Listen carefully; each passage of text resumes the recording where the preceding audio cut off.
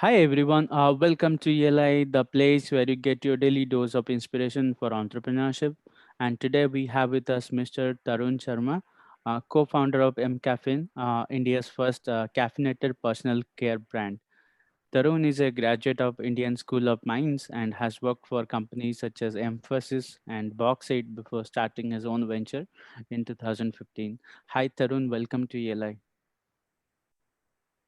Hi, thank you. Thank you so much for having me. Thank you. Tarun, let's start with your introduction. Tell us who you are. So, you have given a brief of who we are. My name is Tarun Sharma. I'm the founder and CEO of mCaffeine. mCaffeine is India's first caffeinated personal care brand. In a nutshell, we use caffeine, which is one of the most potent superfoods for your skincare and hair care requirements. We use caffeine to make body care, face care, and hair care products. We are an online-only brand.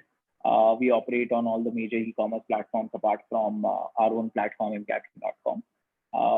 We are a four-year-old brand, uh, uh, and so far we have received tremendous amount of customer love and have crossed the cardinal number of 100 crores worth of sales. How did you come up with this idea of creating products with a coffee as an ingredient? So I think it was not an invention which we have done, but we discovered this beautiful thing called caffeine. I met with a very interesting accident in 2015 end around December. My eye was swollen, and in India we all love to give advices, which this video is all about, and we all are doctors in ourselves. That said, my flatmate came to me and said that why don't you dip a green tea bag in a lukewarm water and keep it on your eye. And it was a bizarre advice for me. For a 27-year-old, it was a very bizarre advice. Uh, but I did it anyways. I realized after 7 to 10 minutes, my eye got normalized. The infection was still there, but I could open my eyes, and it was more like that light bulb moment at what just happened. And then we started researching about caffeine, and we realized that caffeine has been in use for skincare and hair care for for a very long time. And green tea has caffeine, by the way. So when I put it on my eye, caffeine in green tea sucked out the excess water under the membrane, and hence it is a very potent ingredient in all the under eye creams which we all use across the globe. And when we started researching about it, we realized that caffeine has been in use since 10th century for skincare and hair care properties. And around the world, everybody was using caffeine. Caffeine is one of those few ingredients which is great for your hair scientifically and great for your skin scientifically. And there is enough research which has been done. And we were really excited that this is one ingredient nobody was tapping, not just in India, across the globe as well. There are very few people, and that's how caffeine was discovered in personal care for us. After you have discovered about your new finding and you have researched about caffeine, then what were the next few things you did to um, manifest this venture? Sure. So we operate in CPG, which is consumer product goods, or FMCG for that matter. Uh, Whenever you talk about CPG space, we largely operate under the brand ecosystem. So the next step was that is is caffeine great? Yes. So is there a brand around caffeine which we can make or can create? Under our thesis, for a brand to exist, and this is all about existence only, not to win. For a brand to exist, it should pass a three-layer test, or we call it three litmus test. Uh, One, the product has to be good, until unless there will be no repeat. The product has to be world class product. Second, uh, whatever you're creating should fit in a segment. At least in India, you can't make a brand for 130 crore people of the country. So hence it should fit in a very defined segment. And third, the brand should have an inherent psychological connect. right? Wherein if you look at large conglomerates or large brands with deep pockets, they create that psychological connect by using a lot of budget, so to say. But for startups like us, we will never have the luxury, or neither we would want to have that kind of luxury in the initial stages. So these are the three areas we were looking to pass caffeine through. And when we did, caffeine is great for your skin and hair. So clearly the product can come out to be a great product, the first layer. The second, if you look at caffeine has this ring to it, right? And caffeine is a social connector. Uh, uh, Young India spends days in cafes and nights in pubs or nights partying, right? Young India spends their offices and uh, become a massive achiever in offices around coffee, around caffeine. So we believe that caffeine is millennial in nature. So we wanted to build this brand for millennials. And does caffeine fit into millennials? Yes, it does. And third, caffeine is a social connector. I bet if we would be meeting in person in a better world, non-COVID world, we would have been in a cafe ordering coffee or tea or chocolate shake. So caffeine is a social connector. It has a inherent psychological connect. And hence this mCaffeine as a brand came out as, and we believe that it has a right to exist. Okay. From a marketing standpoint, it's looking like a good proposition. But tell us about the product. How did you build this product? Because building a FMCG product is not an easy thing. Companies spend billions of dollars in research in building a product. How did you come up with the product? So you're right that research and development should be the biggest area of spends. But if you just look at reports of the past 10 years of the larger brands, R&D spends have the uh, not been the top of the spend. And for startups like us or for challenger brands like us, it is always the case. We spend most of our time in product development and figuring out what's the right product for us. We have an in-house R&D team of 8 people. One of my partner leads it. We have board of advisory of bunch of experts who have spent 2 decades each individually in this space in larger conglomerates. That being said, that's the subject matter expertise. But when we formulate a product and when we design a product, we keep customers at the center of it. For us, customers are the queen. At the end of the day, when we keep them at the center of everything, a lot of things in the research part get solved for. And so much so, we have 5 partners. We talk to almost 800 to 1,000 customers every month individually still. This has been like 4.5 years. So we keep ourselves very close to our customers to get the need of the customer. And that need gets translated into, let's say, chemistry or formulation using the subject matter expertise which we have developed over time.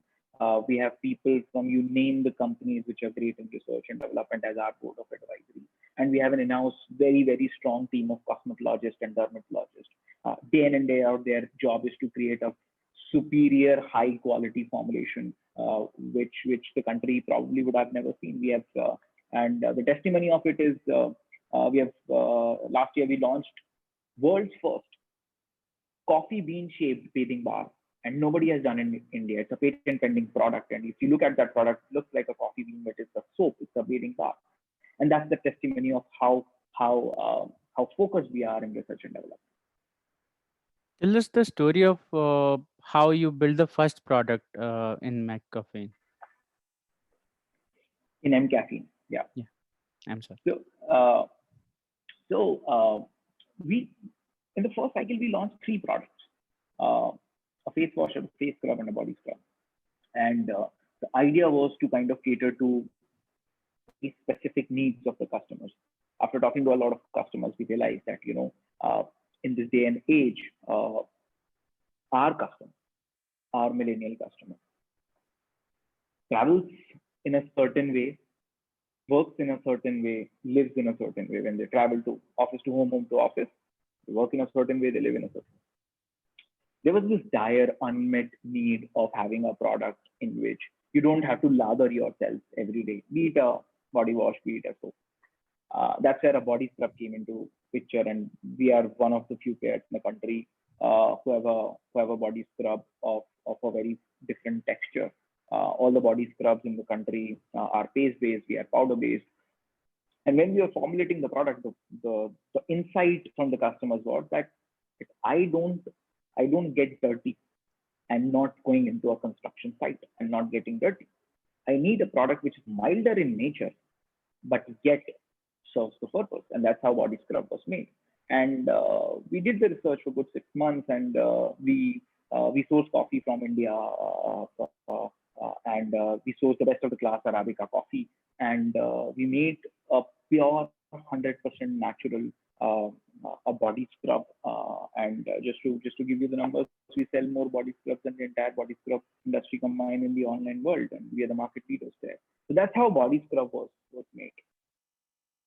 Uh, Now tell us, how did you sell that product to the customers? Because the way I see it, uh, you are defining a new market, and there is a no set market for caffeine products. Yeah. See, uh, how do I say it? Uh, Internet in India has democratized the entire game, and not just from the distribution standpoint, but also from the discovery standpoint. I bet if you're on Instagram, you can check right now what Cristiano Ronaldo is doing, be it on a live or a story or a post. You know Cristiano Ronaldo is where and doing what. Internet has democratized the information spectrum, right? So when we started, uh, we were also thinking that whether people know about caffeine. And when we realized, when we launched the products, in just 3 months, we were the best sellers in the categories we were operating in.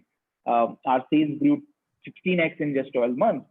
And what we realized at the end of the day was that there was information, there was customers are more discerned than how how much we think they are.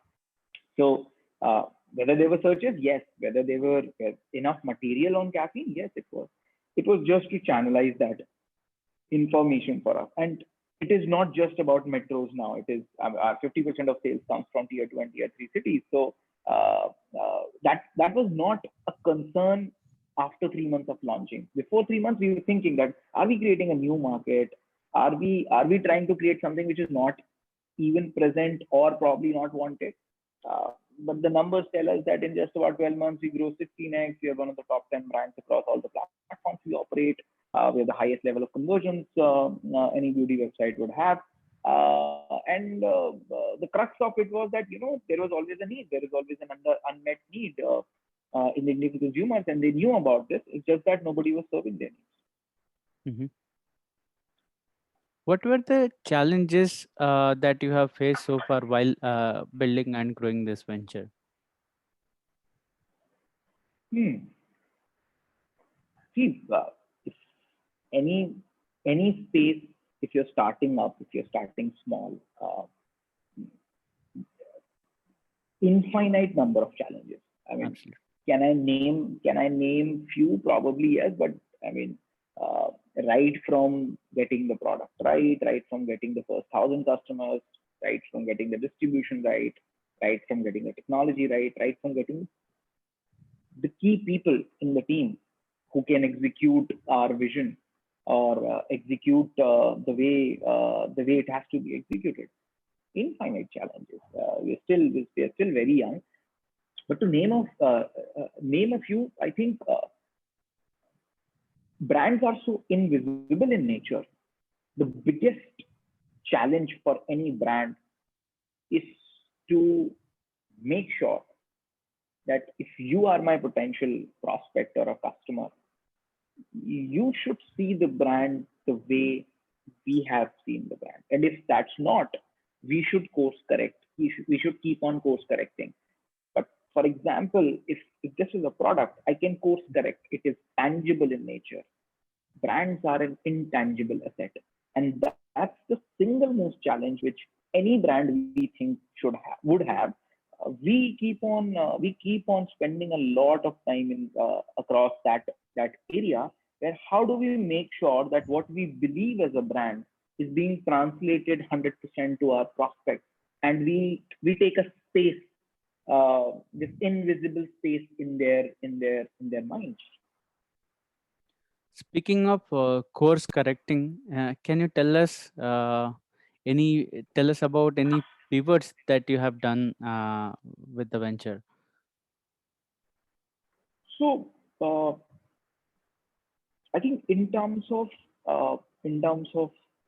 the packaging we were using, in terms of uh, the way the way marketing was done, there are infinite pivots which we have done. We keep on pivoting. I mean, pivoting for us is more like changes we make every day. So earlier we were with an assumption that we will run the distribution in a certain way. We wanted to go offline.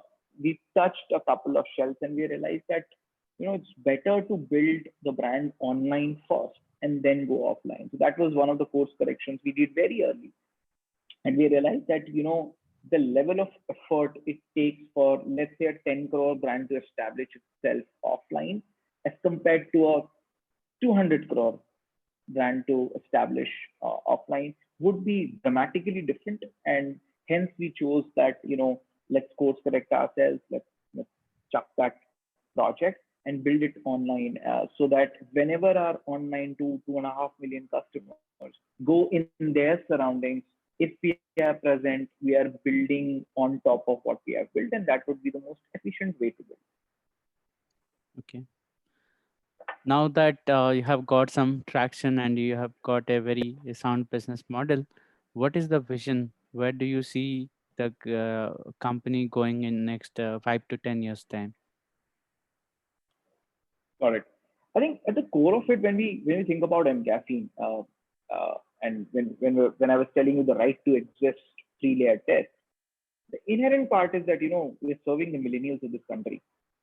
Uh, mCaffeine as a brand is 100% natural, vegan, PETA certified. We're the most clean label brand you can see out there.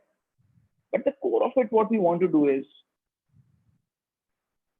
obviously make great products, obviously make good products, but we also want our products to make our customers feel good about themselves.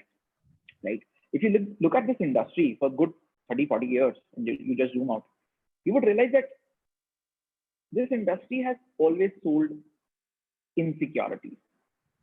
You know, True. you're this, use this, you become this. That's that's where we focus. That can our products make our customers feel good about themselves? So at the very core of it, that's the impact we would want to create. So hence we don't make the fairness creams or brightening and whitening kind of creams. We outrightly run a campaign called Burn the Shade Card, which says that confidence is over color, any color. Confidence is over color, and can our products give you a confident feel about yourself? I think yes. And at the very core of it, if as a brand we can impact, let's say, 1 million people in this country to think that that part of the world was not right, or you need to change your thinking. If we can do that, if we can impact those lives, I mean, that's the vision, the grand vision of the brand. But in terms of tangible things, I think mCaffeine is a great chance to put India on a map of premium brands. Always we have seen premium brands, luxury brands coming from outside, and becoming a consumer of those brands. mCaffeine can be a brand which can go global. Caffeine is a global concept. 97% of the world runs on caffeine. So the vision, tangible vision, is to make a global brand, iconic brand, mCaffeine, which is on a global stature, and definitely at the end of the day, it should impact lives. Speaking of fairness creams, and as you rightly said, big companies have been selling to insecurities of the people. Uh, I'd like to understand how do you advertise as a beauty care, beauty and personal care product brand? What would be a typical messaging in an advertisement that is run by you? So first of all, we don't make fairness claims. So we don't get into the problem of whether we should advertise this way or that way. I mean, at the core, the brand says no to certain uh, aspects, which is one, don't sell insecurity, right? Multiple ways of saying that this product is great, be it reviews, be it how you show the application of the product, how you communicate to the customers by making sure that you're not selling insecurity. We don't show that, this is Tarun before using this face wash. This is Tarun after using this face wash. We never do that. If you say that these are my don'ts, there can be infinite do's, right? If you look at our ads, they're very high in quality.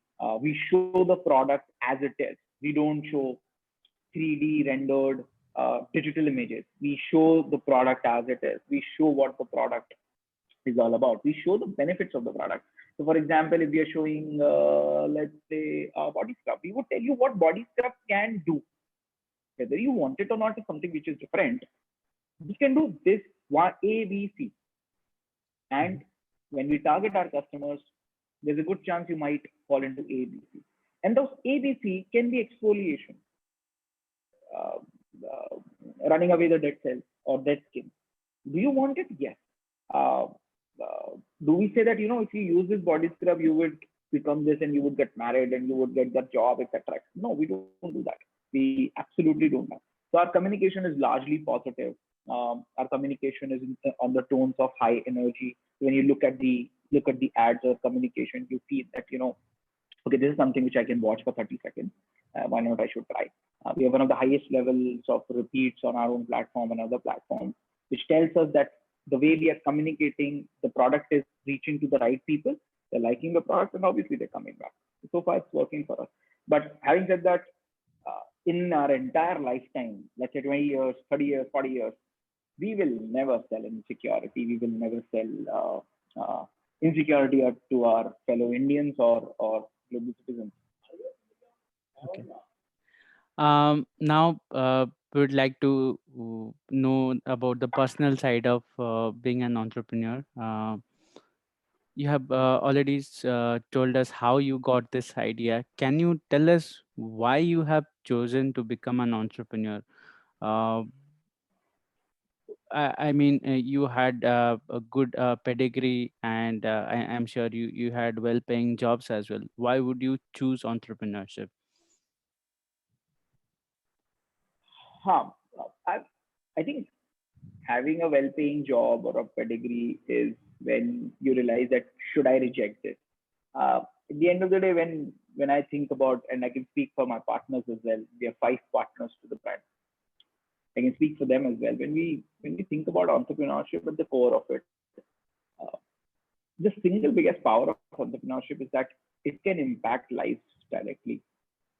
And obviously there are indirect impacts, right? But you can directly impact a lot of lives in a softer manner, in a more tangible manner, by creating jobs, by creating more opportunities. So I think that's what it excites us.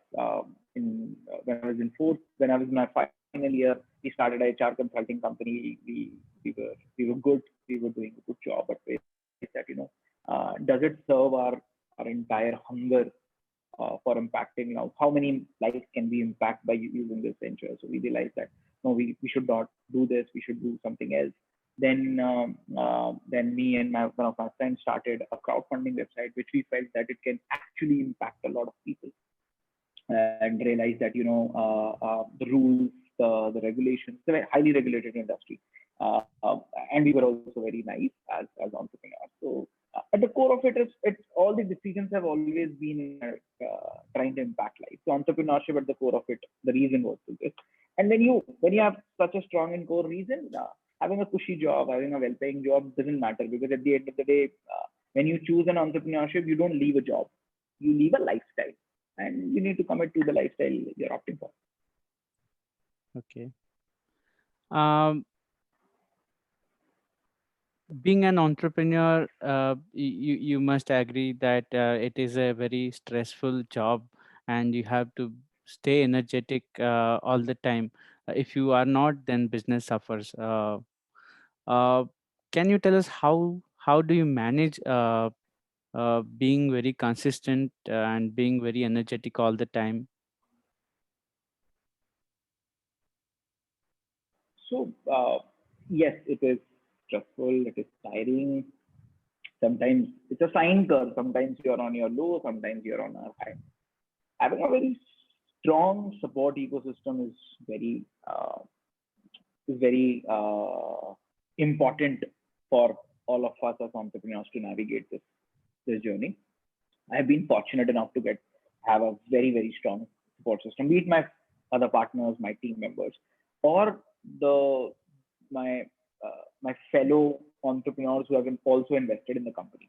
So I've close to about 17, 18 entrepreneurs on my cap table, and it helps in discussing things with them. It helps in kind of at the end of the day, just picking up the phone and saying that, I just want to vent out or for something, and they're all years. So having a very strong support ecosystem helps. But at mCaffeine, we practice humor quotient. I think organizations are generally built on IQ, right? On EQ, emotional quotient. We at mCaffeine are trying to build HQ, which is humor quotient. And we laugh at our mistakes. We generally make sure that humor quotient is really high in all of us. So that if you're my partner, if I am down, you have the ability to pump me up. And you're very humorous. We have a very high humor quotient, and we laugh at our mistakes. If somebody is down, we make sure they're up and they're cheerful by using this strong trait called HQ. Well, in my experience, all the entrepreneurs that I have met, they're all very good decision makers. In fact, they are wonderful decision makers, and they need to be, because they each of their decisions not only affect their life, but their employees' lives, their customers' life, and every stakeholder's life they work with. Having said that, I would like to understand what is the process of decision making that you follow. How do you make decisions as an entrepreneur? Very interesting one. I think we all make hundreds of decisions in a day. Uh, I think we always take a long-term view. When we take a long-term view, a lot of decisions get solved for. For example, do we need to kind of stress a stress the system for, let's say, this days, this week, this month achievements by kind of pushing it irrationally, or should we make sure that the long-term vision, long-term goals are aligned? And long-term can be mid-long term, let's say in a year or 5 years, or let's say 40 years, for which we are trying to build this. At the core of it, it is we generally take decisions with a long-term lens, be it whom to hire, be it how to make policies, be it how to uh, how to how to work on a day-to-day basis. If something seem doesn't seem right on a long-term with the long-term lens, we tend to chuck that. We tend to say that no, we don't want to do this because it will have a long-term impact rather than having a short-term, let's say, positives of sorts. So that's one of the key factors we take on decision making. But I think we take hundreds of decisions of, let's say, thousands of kinds. I It's a very different framework for us. We take a long term view. Generally, on a business side or on certain strategic side, if we're very excited, if it is very contextual to us, so we would not want to do things which probably a lot of people are doing, but not contextual to us. It's not for us. We have a very clear guidelines on who we are as a brand. Then we keep on. Then it's very simple. Chuck it. It's not for us. It's not contextual to us. Uh, but for example, should we go international? I think this has been a debate for 3 years. We believe India is a deep market. India, we can build 1,000 crore brand in India. We'll see when do we go international. Not now. Let's see. How does it get solved for? long-term view on India as a market, right? So I think at the core of it, we tend to take a long-term lens when we take decisions. Okay. Again, decisions can have two outcomes. It's either it is a success or it is a failure. Um, Yeah. can you tell us about some of the failures that you have uh, gone through as an entrepreneur? Failures, many. We sometimes fail to meet customers' expectations. We sometimes fail to meet our own expectations. I think many failures are. I think we as entrepreneurs are a function of failures we learn from, and if uh, if we don't, I mean, if we don't fail, then we are definitely doing wrong, or definitely are on the wrong path. Probably, uh, we have tons of failures. I mean, people failure. I mean, we have hired a couple of people. We realized that they were not a fit. Then we recalibrated our hiring process. We have had some. I told you about the offline part. I mean, when you fail, you make a change, you pivot, and then you become or change the decision or change the course. So I think at the core of it is failure. So probably we fail every day, but the good part is we all have the ability to kind of learn and internally at mCaffeine, we believe that we should be a better version of ourselves as people. The brand should be a better version of what the brand is today. So every day you need to become a better version of yourself, be it you as person, organization, brand, product, distribution, etc., etc. And for that, at some point, you learn from your failures, which you tend to make. Okay. How do you define entrepreneurship as a term? What is the definition of entrepreneurship for you? What is the definition of entrepreneurship? Yep. Hmm. Oh, I think entrepreneurship. I mean, a lot of people have given examples around you fly from the cliff without the parachute, etc., etc. I think it is that com. It is a lifestyle. It is a very complex lifestyle where you cannot say whether I don't have a box that this is entrepreneurship. Entrepreneurship is deep down it is creating impact, creating. I mean, when you're trying to create impact, it's largely you're trying to look for more entrepreneurs who can have an ownership of that outcome, which is impacting lives. And uh, at the end of at the end of it, do you have a high ownership quotient? Yes, probably yes. That's a part of ownership. You can see it in larger conglomerates as well. I don't know, but deep down, we believe that under entrepreneurship, if there is a box, you're always excited and you're always scared of the same thing. You're always excited about the vision, but you're also scared of the vision that would we as an organization be able to achieve it. So I think if I'm excited and scared at the same time, I would want to call it under entrepreneurship. Shy, I don't know. Well, that is a most interesting definition that I have ever heard.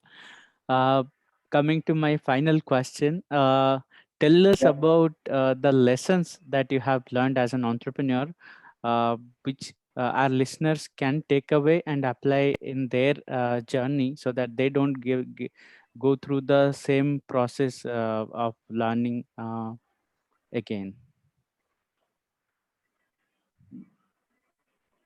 Uh, Too many lessons, but a couple of things which I have realized in my 10 years of startup experiences.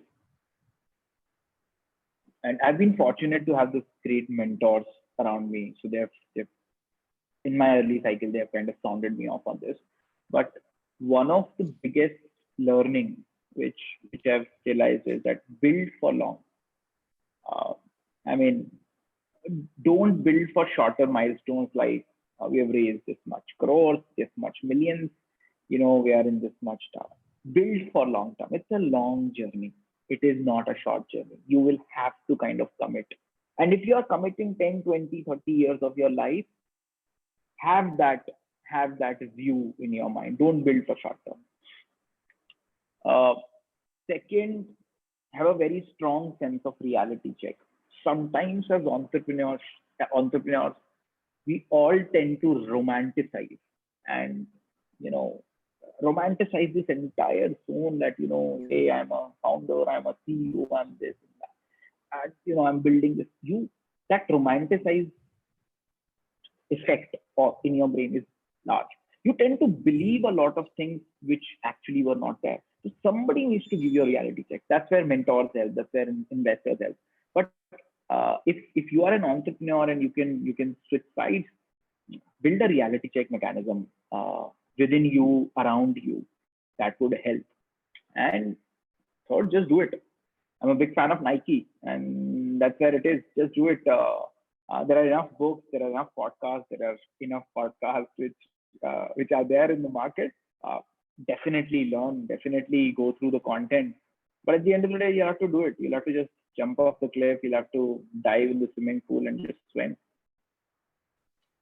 It was an interesting conversation. Thanks for your time, Tarun, and it was really a pleasure and a very insightful session. I would say my best wishes for McCaffeine. Thanks for your time, Tarun.